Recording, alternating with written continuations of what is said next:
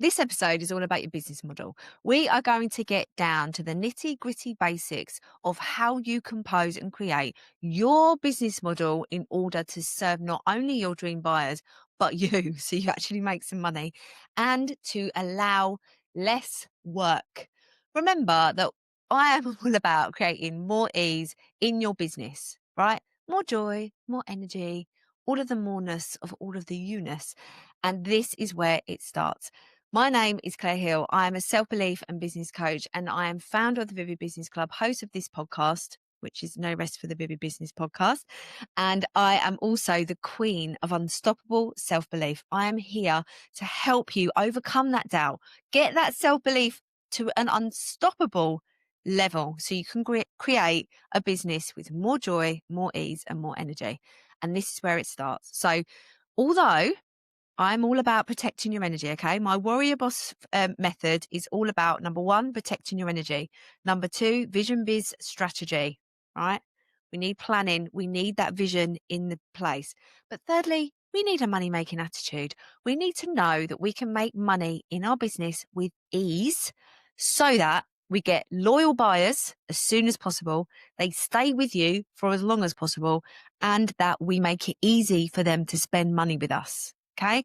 This premise, this idea of a pricing ladder, which I'm going to teach you in a minute, this applies to all businesses across the world, every kind. If you're sitting there going, I'm product based, it won't work for me. Yes, it will. It started with product based. Service based. Yes, it will. B2B. Yes, it will. Everything works, and it bases itself on the know, like, and trust factor. Although I think it's not just liking you, it's like they want to fall in love with you. When you find a brand that you can attach your values and you can look up to and it inspires you and you can get to spend money and it feels good, it's a winner. It's a game changing winner. You want to be that brand. Okay. So it all started, I'm going to tell you a little bit of a backstory. It all started with my product-based business, Vivid Wire. When I had my business, Violet and May, which was jewelry and wedding accessories, I had I had varying degree differences of prices, but I didn't have the same, I suppose, psychology about how I thought about my pricing until Vivid Wire. And with Vivid Wire, I wanted people to, because wire art was quite new, I wanted people to find me on Instagram, probably quite, know me, like me a bit. And I wanted that trust factor. I wanted them to know I delivered on time, that what I created was really good quality, and that there was an experience in the purchase of that item. And I was like, right, how can I do that? Because wire art takes ages. It's also quite personalized. How can I bridge that gap?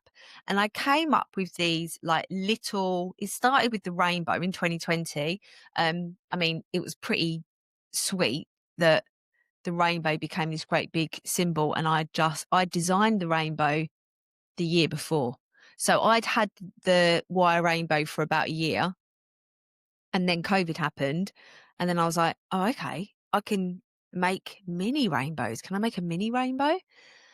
And I started selling them before I definitely started selling them. Maybe I did start selling them before COVID. I need to go and have a look, actually. That'd be interesting. Anyway, I had a look and I was pricing them. I think the first ones were priced, I want to say £7. Oh God. They went up to 16, I think, when I stopped making them, because they took me ages, even though they were little. Well, they didn't take me ages. I think I got them down to like 16 minutes because I used to pay myself £1 a minute. Like turnover for me was £1 a minute for Vivid Wire. So I priced everything at £60 an hour. And I went in with, once I'd left education and left my job, I had that sort of, right, this is how I need to structure things because this is how much I need to earn. So and then I took into profit. Anyway, that is not a profit and loss lesson. We're talking about pricing ladders. So I had this little thing and I did free delivery for second class. I encourage everybody to do free delivery second class. Just make it very clear that you're getting it second class. There's no protection. If you want protection, actually, I think I upgraded in the end and went to tracked 48 because it was too much hassle. But I factored it into the pricing, guys. I didn't pay. Come on, you know that, don't you? You do that too. You must do. you work in free delivery to all of your pricing because people love it. Love it. No one wants to pay delivery. No one. No thanks.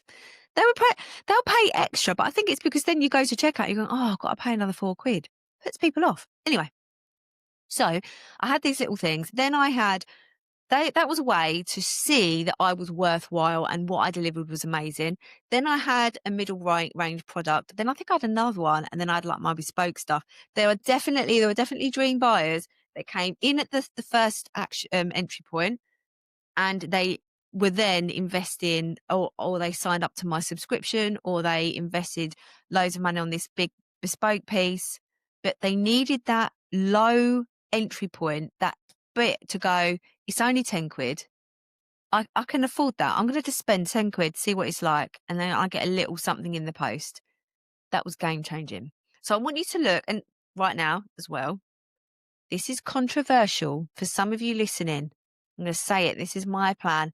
This is, by the way, my business model. This is what I'm doing. You do not have to do it, but I'm going to tell you why I'm doing it. I am not doing freebies anymore. And by the time this episode goes out, I probably would have changed my website to reflect that. And it's going to be called the £7 vault. Everything inside my little freebie vault will be £7, but it's not going to be free. Because you know why? I put a frig ton of effort into this podcast, and I put a frig ton of effort into my content and on my stories and what I share. That is value packed. You could grow your whole business from this podcast alone, and it's completely free. So why am I doing other things free when you're not getting the transformation because you're not even watching it because it's free? Tell me now, how many freebies have you got in your inbox that you're not even paying for? Well, let me start that again. Tell me now, how many freebies have you got in your inbox that you've never even looked at? Honestly, do you even think they work? Because if they're free, where's the value? Where's that for you to go, I'm on that, I can do that? I mean, unless you're of a certain mind, I don't think there's many people out there. I have used free things very well, but I also have had a lot of free things that I've never looked at. So and also doing free masterclasses or free challenges. Like I booked to go to an event in London in November. It's free. Straight away, I got offered something else, and I need to be somewhere else. And I was like, oh, it don't matter because it's free. I've got no commitment to that event. Why are you going to have a commitment to one of my free PDFs in your inbox? How are you going to get the transformation? How are you going to know that I am who I say I am and that I've got what it takes to get you where you need to be? You're not going to give a shit. Not. So that's why we're having the £7 vault. This is why Pocket Pep Talks exists. And there's a self-belief mini course, the Unstoppable course. That might be £11 though. So it's going to be £7 or £11, a minimal amount of money for you to access the wealth of knowledge I've got, high value, high impact. So then you go, she's pretty good. I need to be in her world. I need to get in the Vivid Business Club. I need to do that course. And do you know why these things exist? So that you make more money, so you have a better life, so you have more energy, more joy, and more ease in your life and business. That's why. I need to show you that that is possible, and you need to do the work to get there before you invest even more. Because more than anything, you need to invest your time. So no more freebies. So this is what the pricing I do is all about. You start at someone at £7. Then I'm going to have another couple of courses. Then I've got money mindset for real life. That's like, I haven't priced it yet because I haven't finished recording it, but it's on the website. It'll be more than £27. That's for sure. I'm thinking 44 because I do love the 44. That's what I'm thinking. Anyway, then I've got the Vivid Business Club for £97. Then I've got Supersonic, which is currently £495, going up in January, just letting you know. Then I've got my coaching and my mastermind and my other things. All of them deliver massively. And you get to enjoy all of them, every single level, and understand and get where I'm going and see how I teach and get the impact and the transformation at every single level. But it starts with that first entry point. So a pricing ladder is building a business model that makes it easy for your dream buyers, whether you're product-based, business-based, whatever, to move up the ladder. You want that next prong. It's not prong, is it? You want that next stick in the ladder. What is it? Step. Is it just step? I bet it's bloody step. You want each step of the ladder to be there ready for them to walk up. And they just fall into it. Now, there is another level to this, which if I coach you or you're in the Vivid Business Club, that's where I'm going to share that.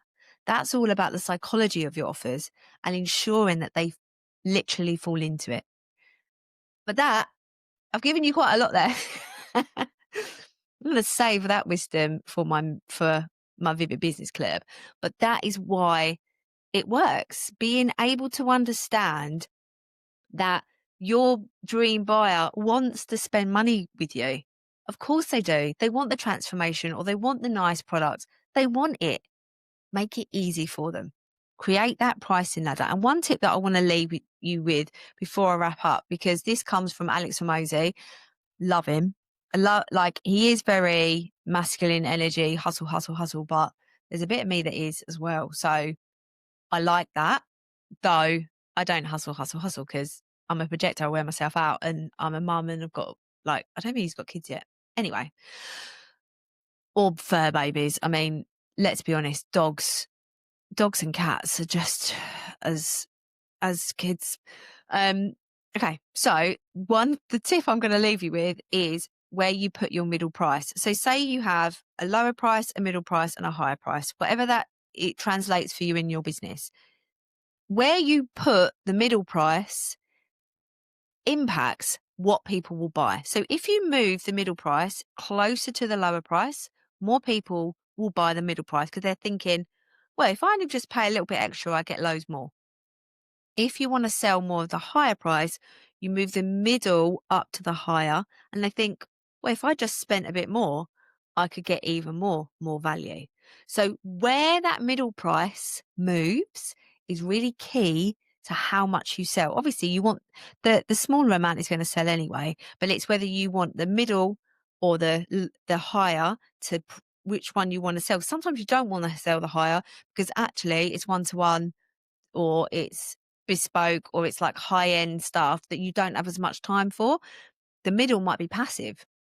I mean, game changing with the old time value stuff. But if you move that, then that dictates where that dream buyer is going to spend more of their money. Try it out and let me know.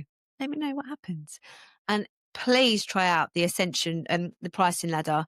I nearly told you about. It's the Ascension model basically with the psychology, right? If you're in the Vivid Business Club, I can do a whole thing about it. I think I already have, but tell me if I haven't.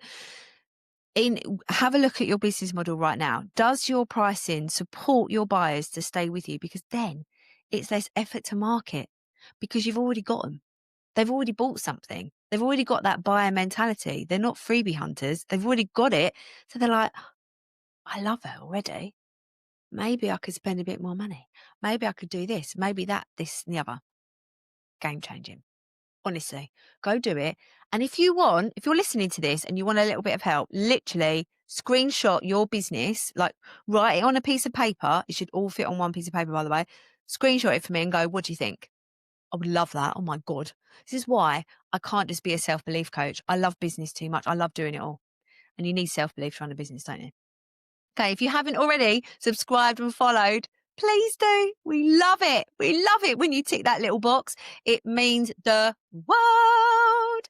Okay, have a wonderful rest of your day. Go and check out all my links with my pricing ladder and see how you can get more in my world if you think that I'm floating your boat. All right, see you in the next episode. Thank you so much for listening to the No Rest for the Vivid podcast. Written, produced and hosted by Claire Hill, and music has been composed by my brother, Phil Vick.